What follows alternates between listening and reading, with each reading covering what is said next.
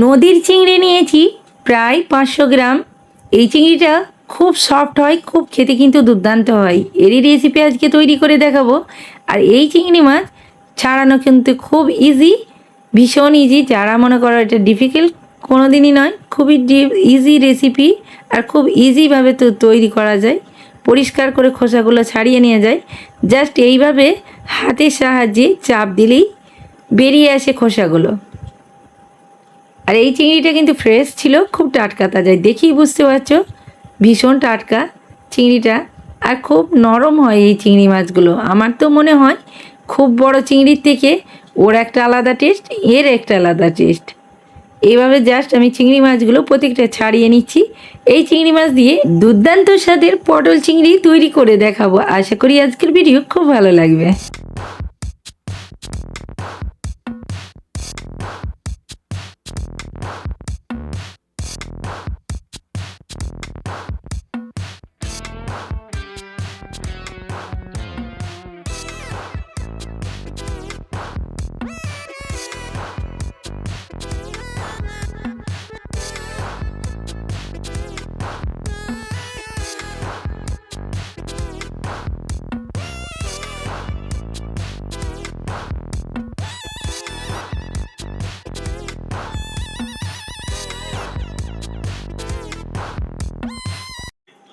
আসসালামু আলাইকুম everyone, welcome back to my I food channel.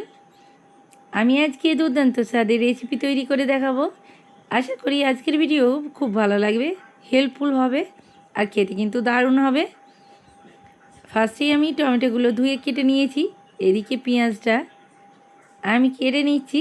আজকে রান্না দুর্দান্ত স্বাদের পটল চিংড়ি রেসিপি তৈরি করে দেখাবো। খুব স্বাদের হবে, খুব ইজি, আর খেতে কিন্তু দারুণ হয়।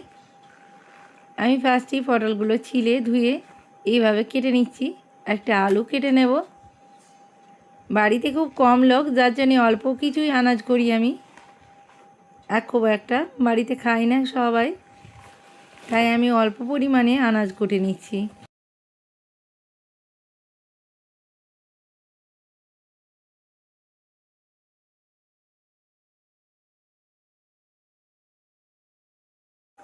আলুগুলো ঠিক এইভাবে কাটিং করে নিচ্ছি।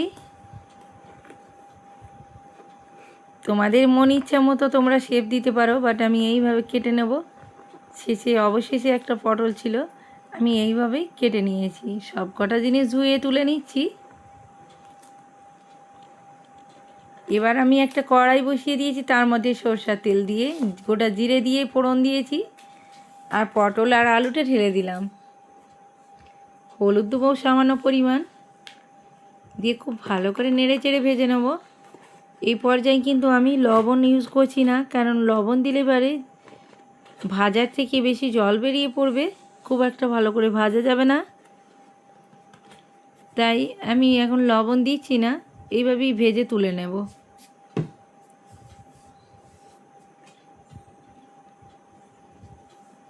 আমি পেঁয়াজটা আগে থাকতে কি হালকা ভেজে রেখেছিলাম, ওটা দিয়ে দিলাম। স্পাইসি অ্যাড করে দিচ্ছি। হলদি powder, red chilli powder, salt, ginger garlic paste,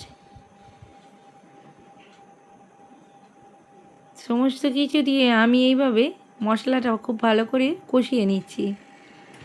মশলা থেকে হালকা তেল ছেড়ে এসেছে। এই পর্যায়ে কেটে রাখা টমেটো কুচি দিয়ে দিচ্ছি।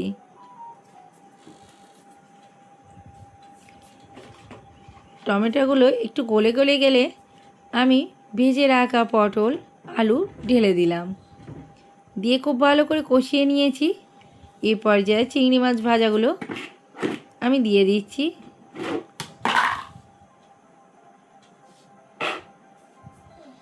কষিয়ে নিয়ে আমি জল ঢেলে নেব। জল ঢেলে আরও খুব ভালো করে 10 মিনিটের মতো ফুটিয়ে তেল ছেড়ে আসবে। এই পর্যায়ে কিছুটা ধনেপাতা কুচি দিয়ে দিলাম।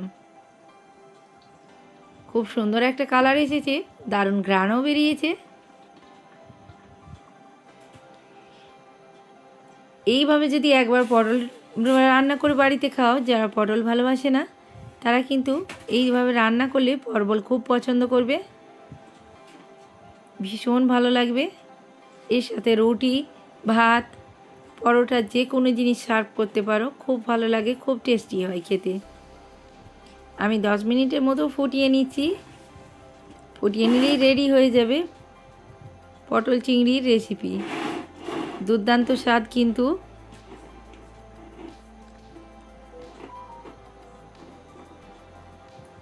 হয়ে গেছে। এই পর্যায়ে আমি কিন্তু চুলার আঁচ বন্ধ করে দিয়েছি। এবার নামিয়ে নেব।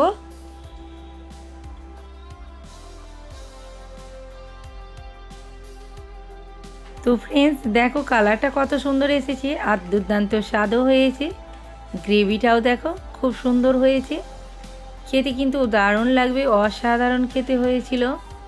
বাড়িতে অবশ্যই ট্রাই করো। ভালো লাগলে লাইক দিও, একটা কমেন্টে জানিও কেমন হয়েছে। আল্লাহ হাফিজ, টাটা, থ্যাংক ইউ।